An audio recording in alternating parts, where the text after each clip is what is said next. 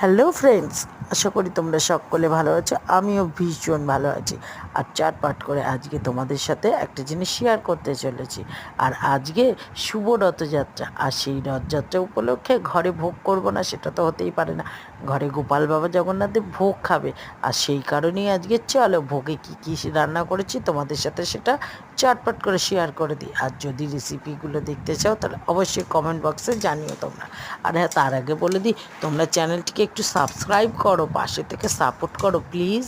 আর তার সাথে সাথে চলো দেখিয়ে দিচ্ছি আজকের ভোগে রান্না হয়েছে। খিচুড়ি রান্না করেছি গোবিন্দভোগ চাল দিয়ে, আর তার সাথে সাথে করেছি পায়েস, আর তার সাথে সাথে করেছি কাশ্মীরি আলুর দম, 5 রকম ভাজা।